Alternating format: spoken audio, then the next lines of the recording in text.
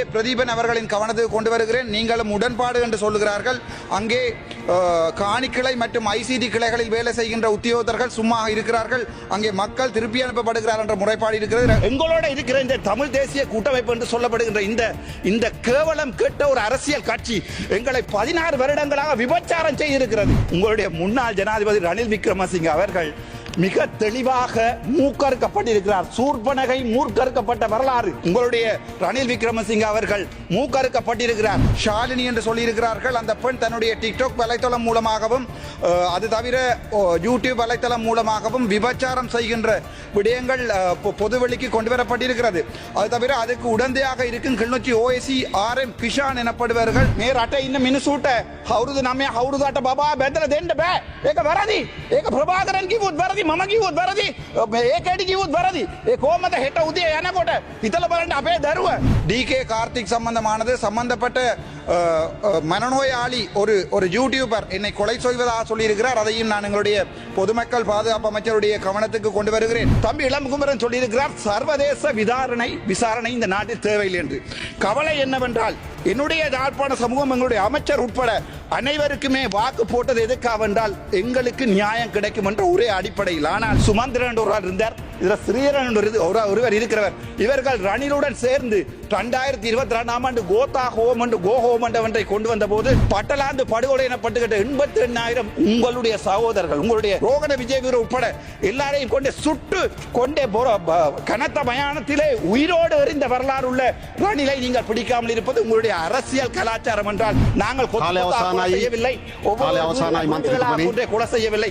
ஏனென்றால் நான் தமிழண்டா, யாழ்ப்பாண தமிழ் முடிந்தால் பண்ணிப்பேன். வவுனியா நகரிலிருந்து 18 கிலோமீட்டர் தொலைவில் அமைந்திருக்கின்ற 5 ஏக்கர் 9 பரப்பு நிலப்பரப்பை கொண்ட இந்த மாபெரும் காணி விற்பனைக்குள்ளது. அன்றாதபுர வைத்தியசாலையிலே வைத்தியர் ஒருவர் நேற்றைய தினம் அவர் பாலியல் தொந்தரவுக்கு உள்ளாக்கப்பட்டிருக்கிறார். அதற்குரிய கண்டனத்துடன் முக்கியமான 3 விடயங்களை நான் இப்போது சொல்லணும். முதலாவதாக கிளிநொச்சி கரைச்சி பிரேத சபையினுடைய அடாவடித்தனங்கள். அதன் மூலம் இன்றைய தினம் கிளிநொச்சியிலே இருக்கிற கிளிநொச்சியினுடைய மார்க்கெட் சந்தையில் இருக்கிற வியாபாரிகள் மிகவும் மோசமாக பாதிக்கப்பட்டிருக்கிறார்கள் என்று சொல்லப்படுகிறது. சம்பந்தப்பட்ட அமைச்சரிடம் இந்த கோரிக்கையை நான் வைக்கிறேன். உங்களுக்கு தெரியும் 40 மில்லியன் செலவில் கட்டி வைக்கப்பட்ட 8 கடைகள் திட்டமிட்ட ரீதியிலே 10 மில்லியன் பெறுமதிக்கு அவை உயர்த்தி விலைக்கு கூடப்பட்டு அங்கே வாழ்வாதாரம் இல்லாமல் சிறு சிறு தொழில்கள் மூலம் அவர்களுடைய வருமானத்தை உழைக்கின்ற வியாபாரிகளை இன்றைய தினம் கரைச்சி பிரதேச சபை பாதைக்கு கொண்டு வந்திருக்கிற என்ற விடயங்களை சொல்லிக்கொண்டு, இரண்டாவதாக யாழ்ப்பாணத்தில் இருக்கிற முக்கியமான பிரச்சனை சாவகச்சேரி பிரதேச செயலம். சாவகச்சேரி பிரதேச செயலத்தில் இருக்கிற பிரதேச செயலர் தொடர்பான முறைப்பாடுகள் வந்திருக்கிறது. சம்பந்தமாக GA பிரதீபன் அவர்களின் கவனத்துக்கு கொண்டு வருகிறேன். நீங்களும் உடன்பாடு என்று சொல்லுகிறார்கள். அங்கே காணி கிளை மற்றும் ICT கிளைகளில் வேலை செய்கின்ற உத்தியோகத்தர்கள் சும்மா இருக்கிறார்கள். அங்கே மக்கள் திருப்பி அனுப்பப்படுகிறார் என்ற முறைப்பாடு இருக்கிறது. 2வது விடயம். 3வது இன்றைய தினம் ஆன்லைன் சம்பந்தமான அமைச்சு என்பதால் இந்த பிரச்சனையை கொண்டு வருகிறேன். கிளிநொச்சியிலே ராமநாதபுரம் மாயனூர் என்னும் பகுதியிலே விபச்சாரம் செய்கின்ற ஒரு பெண்ணுடைய பெயர் ஷாலினி என்று சொல்லியிருக்கிறார்கள். அந்த பெண் தன்னுடைய டிக்டாக் வலைத்தளம் மூலமாகவும் அது தவிர யூடியூப் வலைத்தளம் மூலமாகவும் விபச்சாரம் செய்கின்ற விடயங்கள் பொதுவெளிக்கு கொண்டு வரப்பட்டிருக்கிறது. அது தவிர அதுக்கு உடந்தையாக இருக்கும் Kilinochchi OSC RM Kisan எனப்படுவார்கள், RM Kisan Roshan எனப்படுவார்கள் உடந்தையாக இருக்கிறார். அது சம்பந்தமாக எங்களுடைய பாதுகாப்பு அமைச்சர் மற்றும் போலீஸ் அமைச்சருக்கு இந்த விடயத்தை நான் கொண்டு வருகிறேன். 4வது விடயம் DK கார்த்திக் சம்பந்தப்பட்ட மனநோயாளி ஒரு யூடியூபர் என்னை கொலை செய்வதாக சொல்லியிருக்கிறார். அதையும் நான் எங்களுடைய பொதுமக்கள் பாதுகாப்பு அமைச்சருடைய கவனத்துக்கு கொண்டு வருகிறேன். விடயத்துக்கு வருவோம். நாங்கள் நேற்றைய தினம் கிஸ்புல்லா என்று சொல்லப்படுகின்ற அமைச்சர் ஒருவர் ஒரு சில வசனங்களை சொல்லியிருந்தார். ராமநாதன் அர்ச்சுனாவை மருத்துவ பரிசோதனைக்கு அனுப்ப வேண்டும் என்று. மற்றவர்களை மருத்துவ பரிசோதனை அனுப்புவதாக இருந்தால் அவர்கள் மருத்துவத்துறைக்கு, அதாவது ஒரு மருத்துவ சாலைக்கு செல்ல வேண்டும். ஆனால் கிஸ்புல்லா அவர்கள் விடயமாக நான் 1-2 வசனங்களை சொல்லுகிறேன். நான் இஸ்லாம் மதத்துக்கு எதிரானவன் அல்ல. மம கவதாவத் கதாகரேன மே අපේ රට තියෙන මේ ඉස්ලාමික මාර්ගයේ වරදි කියලා කවදාවත් කිව්වේ නැහැ. මම කිව්වා දරුව ටිකක් බැඳලා දෙනවා නම් අවුරුදු 9 අවුරුදු 8 දරුවෝ බැඳලා දෙනවා නම් ඒක අපි වෙන ආගමක් තියනවා නම් ඒ ආගමෙන් ඒගොල්ලෝ බැඳලා දෙනවා නම් ඒක වැරදි කියලා මං කිව්වා. ඒක අපේ මගේ ආගම වෙන්න පුළුවන්, බුද්ධ ආගම වෙන්න පුළුවන්, ක්‍රිස්තියානිටි වෙන්න පුළුවන්, ඉස්ලාම් වෙන්න පුළුවන්. ළමයිව බදලා දෙනවා නම් ඒක වැරදි කියලා මම කිව්වා. අනිත් එක ඒගොල්ලෝගේ දැන් මේක අපි මේක තියෙන එක රට. අපි දමල මිනිස්සු අපි අවුරුදු ටිකක් යුද්ධ ආයුධ අරගෙන රණ්ඩු වෙච්ච මිනිස්සු අපි කියනවා මේ රට එක රට වෙන්න ඕනේ. එතකොට සමහරු කට්ටිය කියනවා නම් මේ රට ඇතුලේ වෙනම මේ ඒගොල්ලෝට නීතිය තියෙන්න ඕනේ කියලා. ඒක සම්පූර්ණව වැරදි. මම කවදාවත් ඉස්ලාමීය ආගම ගැන කිසි වැරදක් කතා කරේ නැහැ. හැබැයි ළමයිව හිතලා බලන්න ඔයාලගේ දරුව අවුරුදු 9 අවුරුදු 8 ඔය පව් මිනිස්සු පොයින්ට් ෆෝට දෙන්න බෑ. මේක මගේ කතාව, මගේ වෙලාව දෙන්න බෑ. ඉවරුණාට පස්සේ දෙන්න. ඉවරනාට පස්සේ දෙන්න මගේ වෙලාව ගන්න බෑ. හරිද? එතකොට මේක සම්පූර්ණ වැරදි. මේක ලෝක ආගම එනං නිශාම් කාර්ය පෙරමුම් මන්ත්‍රීතුමා අපේ රටට අපිට ගරු මූලාසුන සභාපතිතුමනි මෙම ගරු පාර්ලිමේන්තුව මන්ත්‍රීතුමා ඔය ඊයේ කියපු කතාව නැවතත් කියලා පිස්තුල්ලා මන්ත්‍රීතුමාගේ නමත් කියලා ඉස්ලාම් ධර්මය ගැනත් මේ කියන කතාව කරුණාකර ඉඩ දෙන්න එපා. ඩිජිටල් කරණයේදී මෙවැනි අසත්‍ය සහ ජනතාව අතර වෛරය වපුරන කතා කියන්න එපා කියලා මම ගෞරවයෙන් ඉල්ලා සිටිනවා. මේක මෙතුමාට කියන්න කැමැති. ඕගොල්ලෝ දන්නවා මේගොල්ලෝගේ ප්‍රදේශවල අපේ කෝවිලයක් කඩලා මාළු මාකටයක් හදපු මිනිස්සු මේගොල්ලෝ. අපි කවදාවත් මම කිව්වා පන්සල කඩන්න බෑ ජාපානයට. ඉතුරු ඇමතිලා ඔක්කොම කියනකොට, ඉතුරු එම්පිලා ඔක්කොම කියනකොට පන්සල කඩන්න ඕනේ කියලා මම කිව්වා. පන්සල කඩන්න බෑ මේ රටේ. මේ රටේ ආගම කිසි ප්‍රශ්නයක් ගෙයින්න බෑ කියලා. හැබැයි මෙතුමාගේ ආගමේ තියෙනවා නම් අපේ රටේ එළියට අපේ රටට ලැජ්ජා වෙන්න ඒ නීතිය අයින් කරන්න ඕනේ. ගරු මන්ත්‍රීතුමනි මරණොත් මට බය නෑ. ඒක වෙනස් කරන්න ඕනේ කියලා මම කියනවා. ගරු මන්ත්‍රීතුමනි අපි විෂයට අදාළව කතා කරමු. අහිංස දරුව කොහමද බැඳලා දෙන්නේ අවුරුදු 8 අවුරුදු 9 බබාලාව? ඒගොල්ලෝ හිතනවාද? ඒගොල්ලෝ දන්නවද? ගරු මන්ත්‍රීතුමනි ඒගොල්ලෝ පන්සලේ යන්න බෑ කියලා. අපි විවාදයට අදාළව කතා කරමු. මෙතුමාගේ සම්පූර්ණ ආගමවිල මට කති කිව්වොත් මාව මරලා දැම්මුත් වැරදි නම් වැරදි. ඔබතුමා නවේ හිස්පුල්ලා එයාගේ අම්මා තාත්තා දන්නවා තාත්තා එයාගේ ඔළුවේ මොකුත් නැහැ කියලා. ඒ නිසා සිංහලෙන් නම දාලා තියෙන්නේ හිස්පුල්ලා කියලා. ඒ කියන්නේ ඔළුව නැහැ. ඔළුවේක තියෙන එක හිස්ෆුල්. ඒ කියන්නේ ගරු මන්ත්‍රීතුමනි මේ හිස් කියලා පොයින්ට් එක වල දෙන්න බෑ. ඔයාලට කොහමද පොයින්ට් එක කොට? ගරු නිශාම් කාර්ය පෙරමුම් මන්ත්‍රීතුමා. රයිට් ඉස්පුල්ලා මන්ත්‍රීතුමා ගැන කියපු සියලුම කතාව හැන්සට් වලින් කපා දමන ලෙස ඉතා ගෞරවයෙන් අයද සිටින අතර දිගින් දිගටම අනිත් මන්ත්‍රීවරුන්ගේ වරප්‍රසාදයේ කඩවිද විදියට මෙතුමා කතා කරොත් ඒ නව කතාව නවත්තන ලෙස ඉල්ලා සිටිනවා. ඔබතුමා විෂයට අදාළව කතා කරන්න. මම දැන් කියන්නේ මේ රට එකම රටක්. මේ රටේ ඉන්න මිනිසුන්ට අවුරුදු 9 අවුරුදු 8 බබා බැඳලා දෙන්න බෑ. ඒක වැරදි. ඒක ප්‍රභාකරන් කිව්වොත් වැරදි. මම කිව්වොත් වැරදි. ඒකෙඩි කිව්වොත් වැරදි. ඒ කොහමද හෙට උදේ යනකොට හිතලා බලන්න අපේ දරුවා ගිහිල්ලා අවුරුදු 9 බබාව එක්කෙනෙකුට බැඳලා දීලා හෙට උදේ වෙනකොට එයාට පන්සලේ ගරු සභානායකතුමා කොච්චර වැරදි කියන්නකෝ. ඒක සම්පූර්ණව වැරදි. ඒක කවුරුන් මෙයා නවේ මාව මරලා දැම්මුත් සල්රාන් වගේ මගේ ගෙදරට ආවිල්ලා බෝම්බේ දැම්මුත් වැරදි නම් වැරදි. ඒක මම ඒකෙන් ඉවර කරනවා. අපි බලමු 1983 1983 ஆண்டு எங்களுடைய இனக்கலவரம் உருவாகினது.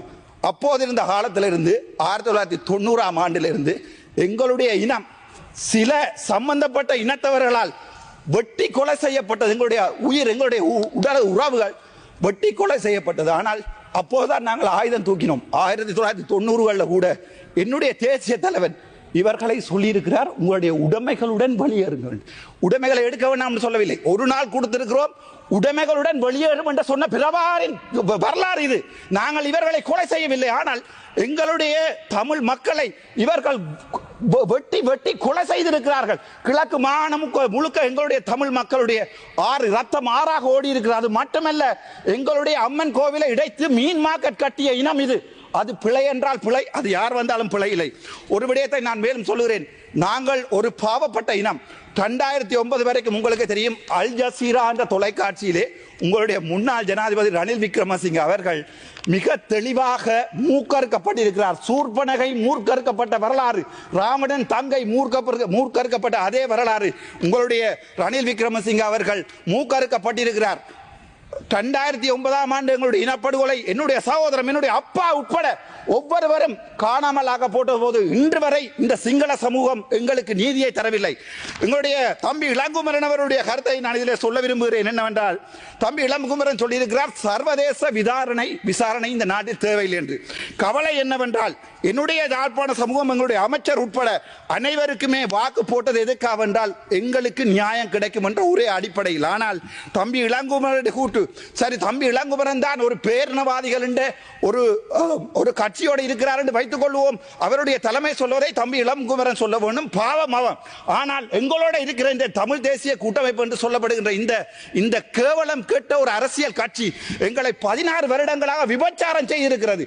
இந்த உள்ளூராட்சி சபை தேர்தலுக்கும் இந்த மாகாண சபை தேர்தலுக்கும் ஒவ்வொரு வாக்குகளும் இந்த தமிழ் தேசிய கூட்டமைப்பு, உங்களுக்கு தெரியும் சுமந்திரன் ஒரு ஆள் இருந்தார், இதுல ஸ்ரீரன் ஒருவர் இருக்கிறவர், இவர்கள் ரணிலுடன் சேர்ந்து 2022ஆம் ஆண்டு கோதா ஹோம் கோ ஹோம் ஒன்றை கொண்டு வந்த போது மக்கள் எதிர்பார்த்தது சிஸ்டம் சேஞ்ச். அதனால் தான் 189 பேர் அங்கே இருக்கிறீர்கள். ஆனால் இந்த தமிழ் தேசிய கூட்டமைப்பு என்பது எங்களுடன் ரணிலுடன் சேர்ந்து அவருக்கு சப்போர்ட் பண்ணி எங்களுடைய சர்வதேச விசாரணையை இழிவுபடுத்திய ஒரு சுமந்திரனை எங்களுடைய சமூகம் இந்த நாட்டிலிருந்து திரட்டி இருக்கிறது. அது பரவாயில்லை, நாங்கள் கந்தக காற்றுகளை சுவாசித்தவர்கள். எங்களுடைய பிள்ளை, எங்களுடைய இப்போது வெளிநாட்டில் இருக்கிற என்னுடைய தங்கை தாய், அம்மா செத்தா பிறகு அவளுடைய முளையை குடித்து வளர்ந்தவன் நான். தன்னுடைய தாய் வயிற்றிலே அந்த படங்கள் இருக்கிறது, புத்தகத்திலே போய் பாருங்கள் அல்லது நெட்டிலே பாருங்கள்.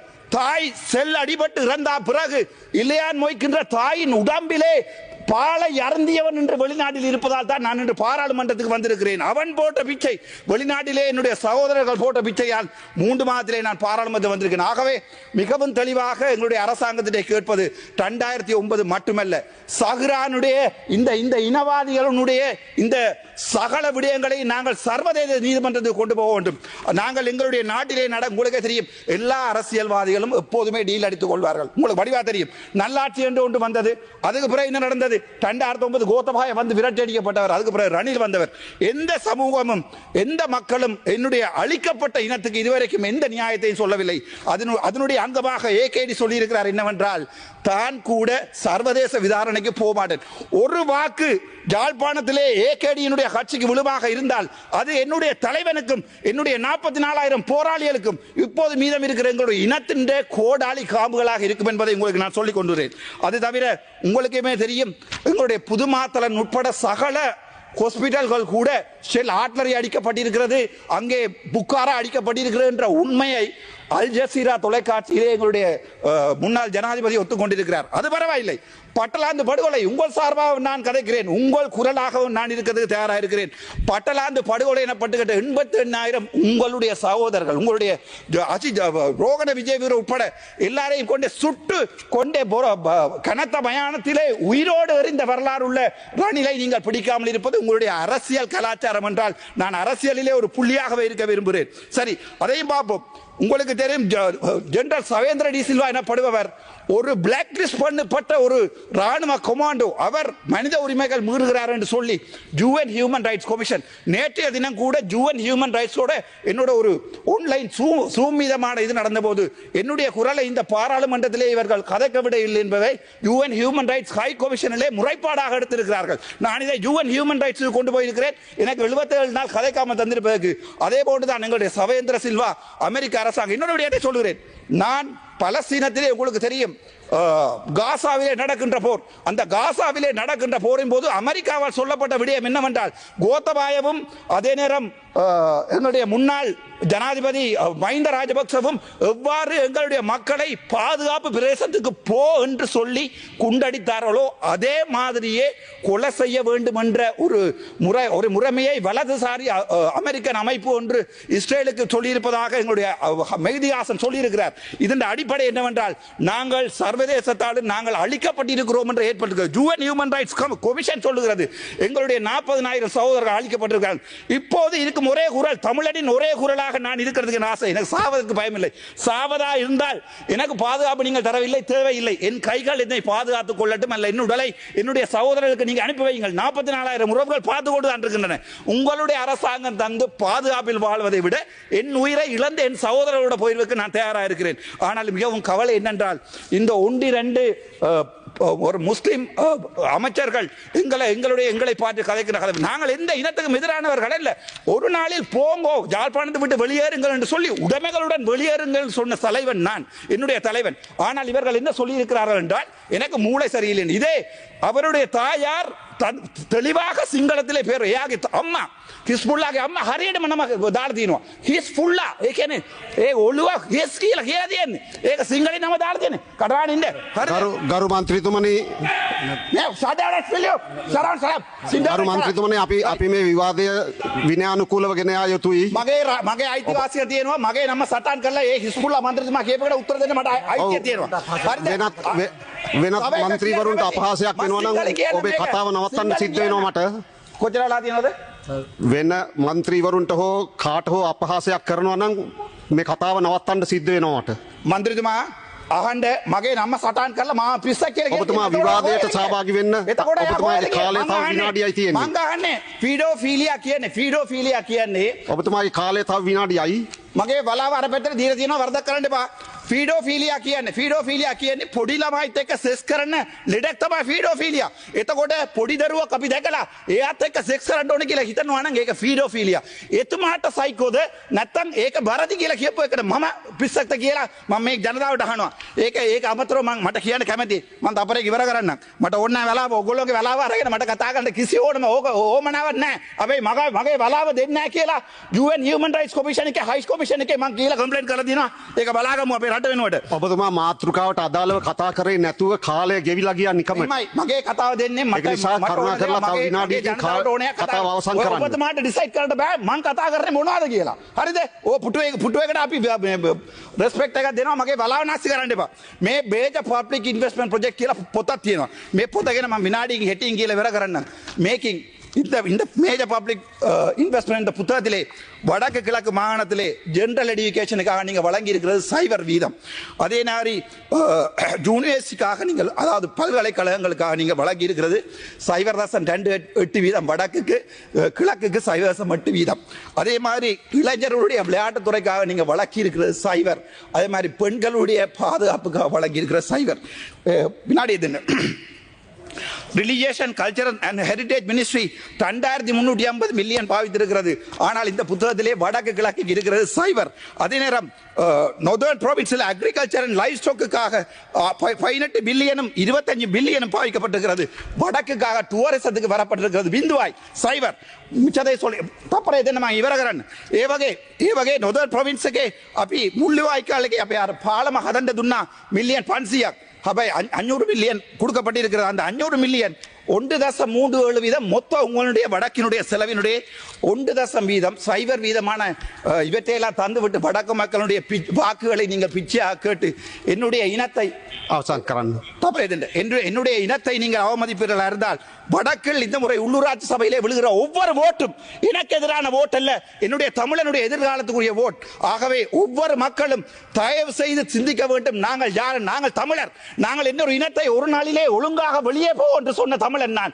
நாங்கள் செய்யவில்லை, கொலை செய்யவில்லை. ஏனென்றால் நான் தமிழன்டா, யாழ்ப்பாண தமிழ் முடிந்தால் பண்ணிப்பார். தேங்க்யூ.